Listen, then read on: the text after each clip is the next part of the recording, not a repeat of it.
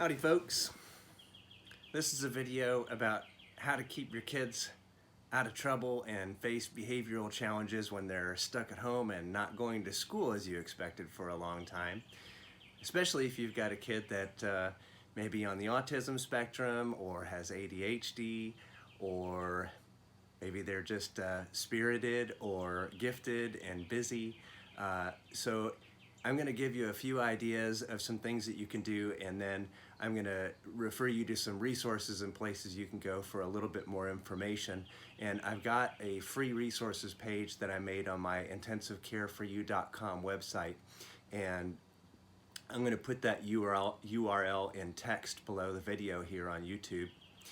So I'm Brad Mason. I'm a licensed specialist in school psychology, a licensed psychological associate, and a licensed professional counselor in Texas.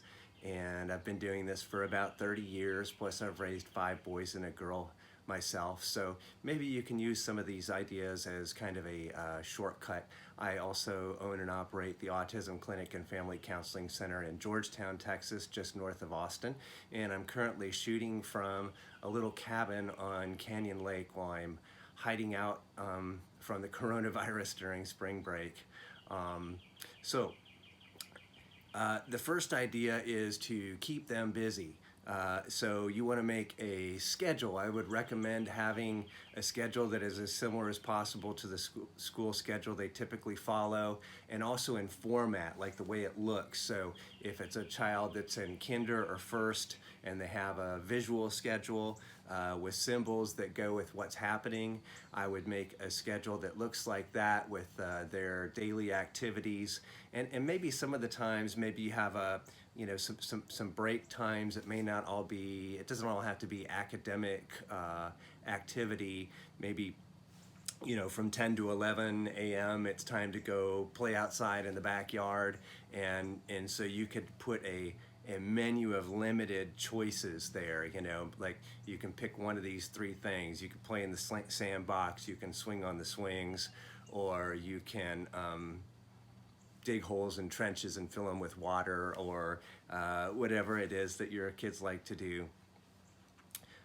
If you look on the resources for free page, you'll see a document called activity schedules, and that's going to talk about how to use a schedule as also a way to manage behavior, because what you're going to do is you're going to alternate high demand and low demand activities. So if there's something that they really don't like to do, like writing, you follow that with something that they enjoy quite a bit more, but they've got to get the writing done first, and then they go to the thing that they want to do. And with an activity schedule, typically, now if it's an older kiddo, you can just have words, that's fine. If they're younger, you might laminate some symbols, put them on a Velcro strip, and put them either from left to right or from top to bottom. And then the important part of it is whether it's written and you've got an older kid that's just checking things off as they go, or if it's a younger kid, maybe they're pulling those Velcro, laminated Velcro images off and putting them in a done box as they move from left to right or from top to bottom on their schedule. And having them interact with their schedule like that gives them a little bit more ownership over what they're doing, and just helps cue them to making transitions more smoothly. So I also want to let you know about the behavior management tips and tools course. It's a free mini course. You can sign up for it there on the resources for free page, and it's going to deliver you a set of 5 emails. They're going to have 5 or 10 minutes of video, a little bit of text, and some PDF forms and documents attached to them.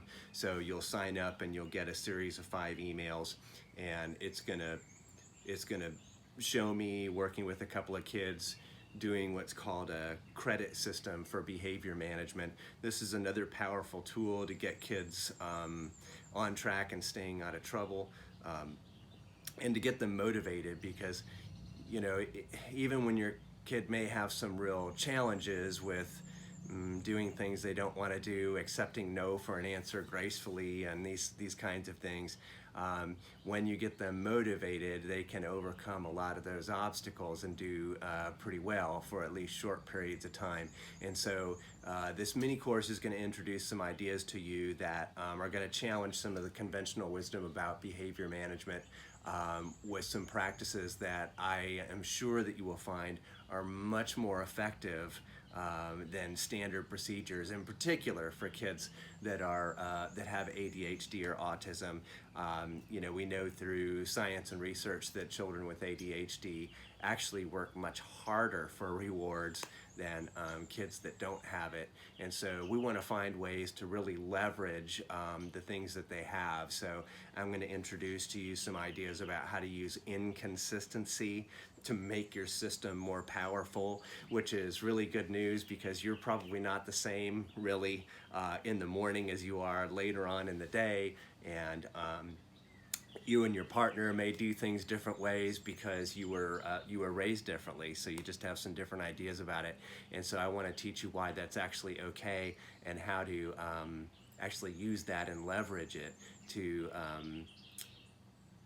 have a system that's more effective in getting your kid to behave better and do what you want to do more often.